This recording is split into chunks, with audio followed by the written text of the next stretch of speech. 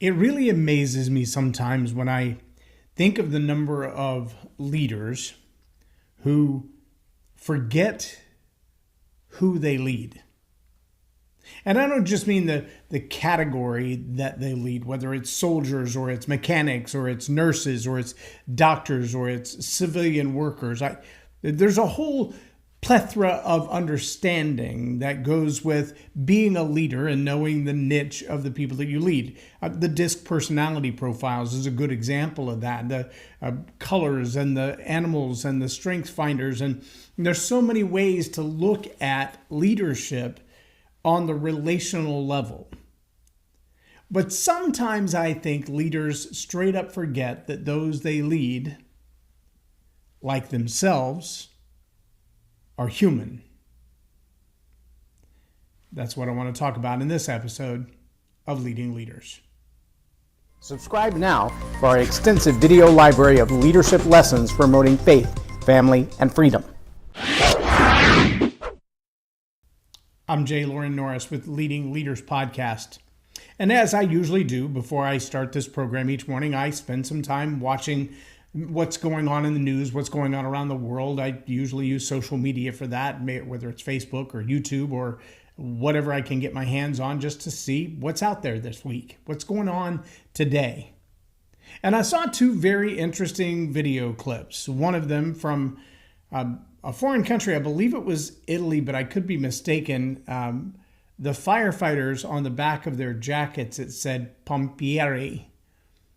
I don't know if that's Sicilian or if that's Greece. I'm not exactly sure. It's not a word I'm familiar with. But I do know they were firefighters because I've been one and I know how they dress, and they were firefighters. But they were called Pompieri. So if you know who that was, drop it in the messages down below because I don't know exactly where it was from. But what was fascinating about the video was that a 14-year-old child showed up at the scene where the firefighters were busy lowering a rope into a drain pipe that probably wasn't 12, 14 inches in diameter. And they lowered the rope several times, and with only an empty rope coming back up, I guess it's like when I go fishing, I throw the line in the water and nothing happens. So they decided to add to the rope a 14-year-old boy tied at his ankles. And they put a harness on him, and they tied the rope around his legs and around his ankles to make sure they could extract him again. And then, like a Superman dive, he went into this tiny pipe into the ground, and they lowered him all the way to the bottom where he did his own fishing expedition. And up he came with the toddler who looked like maybe a year old. Now, that's quite a fishing trip. That's also quite a frightening and yet harrowing experience for a 14-year-old to dive headfirst into a pipe barely big enough to breathe in. Why did he do it? Do you think he was bribed? Do you think he was forced? Do you think he had no choice? I think not. I think the reality is there was something in his heart who said, at the bottom of that pipe is a human in trouble, and I have the capacity to help. None of these full-grown, broad-shouldered men are going down to that 14-inch pipe. It ain't going to happen. But I can squeeze in there, and like a cat with bendable vertebrae, in he went, and out came the child in trouble. Now, I want to ask you as a leader, how often have you forgotten that those you lead are, like yourselves, human? And they may find themselves in trouble from time to time, and they need rescuing. Maybe it's emotionally, maybe it's relationally, maybe it's financially, maybe they just need a little bit of grace in the way that they're conducting their affairs where you lead them, at work, in volunteerism, whatever that is. Maybe they found themselves in the bottom of a deep hole, and they're not sure how to get out of it. And it doesn't matter how many lifelines are dropped down there, or pacifiers are dropped down there, or excuses are dropped down there. They just don't have the opportunity, like the donkey at the bottom of the well, to step on the dirt until the dirt rises them up. They don't understand that that's what is going to get them to the top, is climbing on the adversity. And it may require someone going to extreme measures, like a 14-year-old boy being lowered down into the pipe to bring the child up. It's not the first time that a child has fallen into a place like that. I believe her name was Abby, who fell in the well when I was 14 years old. I remember seeing the news coverage on that and how they went to such great lengths to get that child out of the well that she'd fallen into.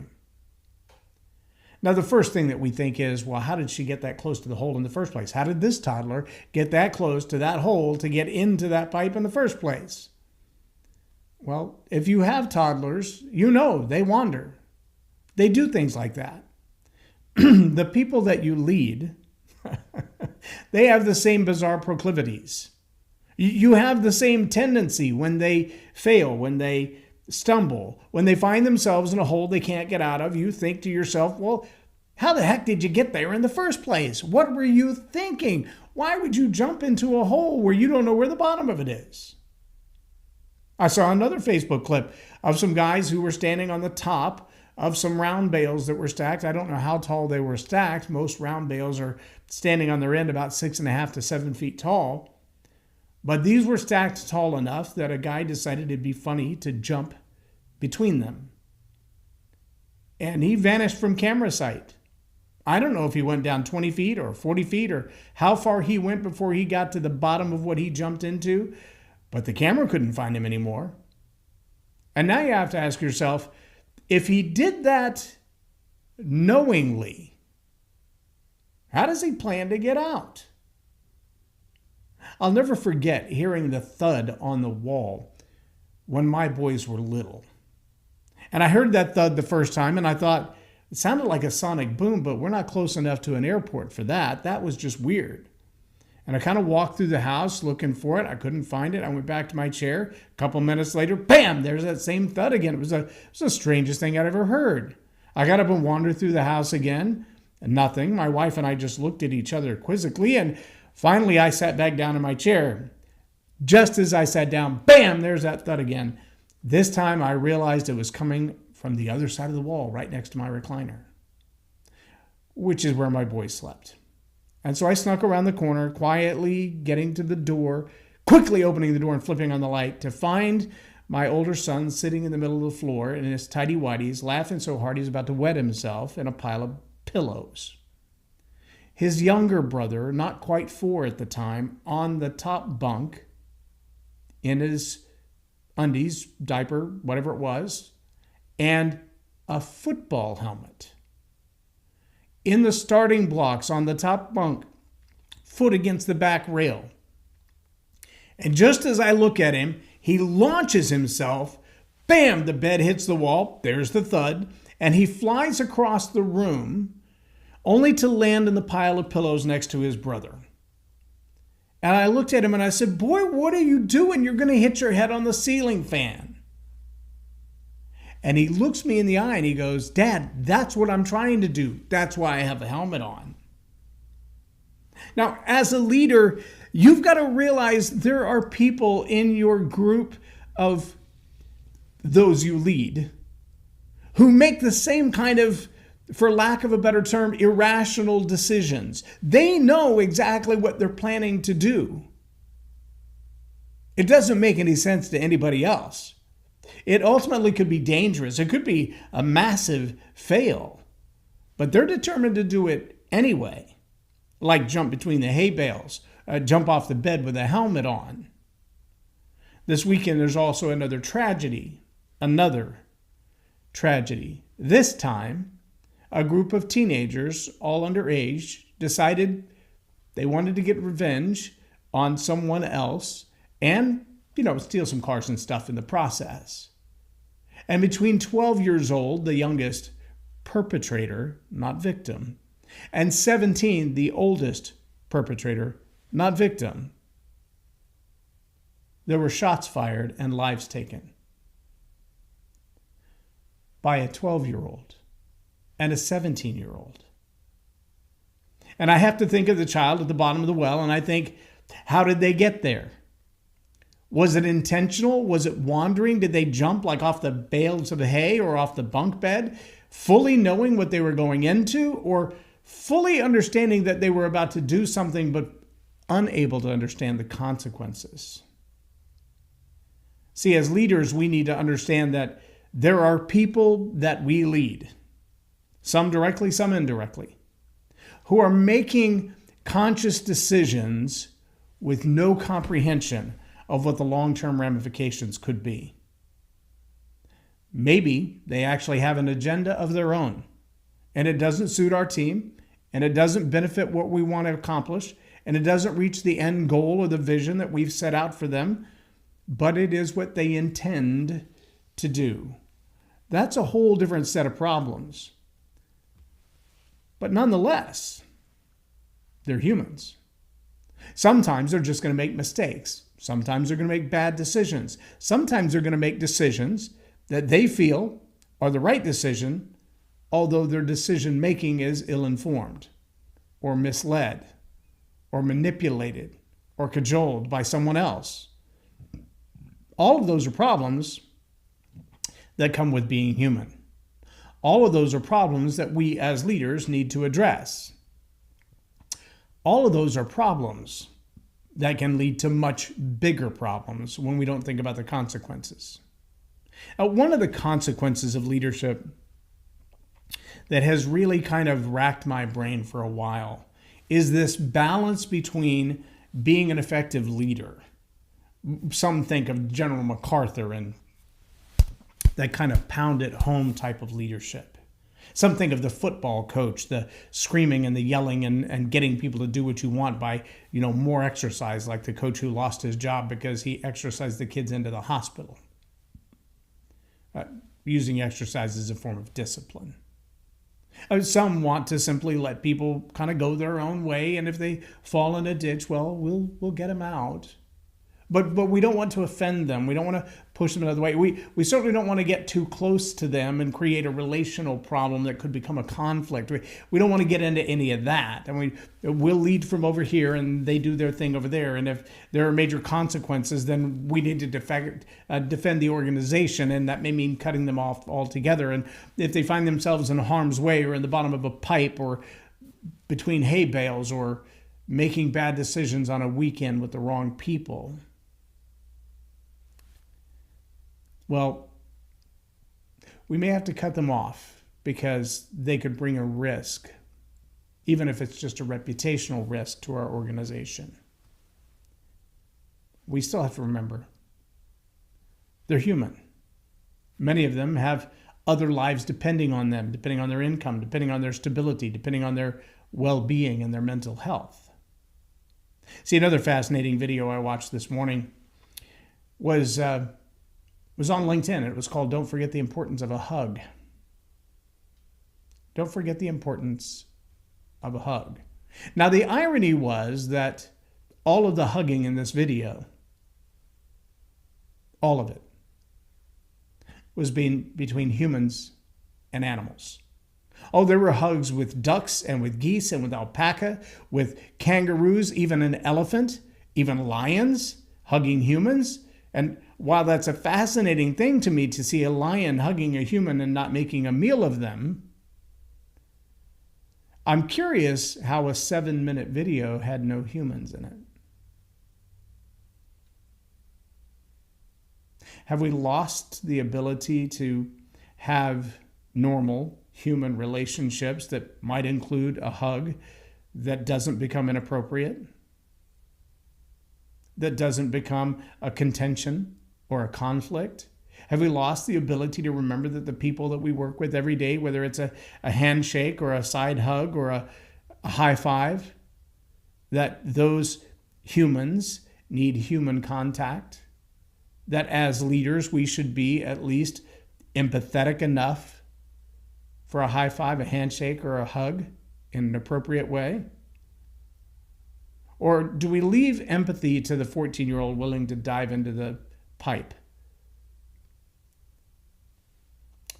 I think the question almost answers itself when we look at a 12-year-old and a 17-year-old who have so little human life contact, so little relationship so few hugs that they're willing to take the life of another to get their own way, to win at whatever game they were playing in their own minds.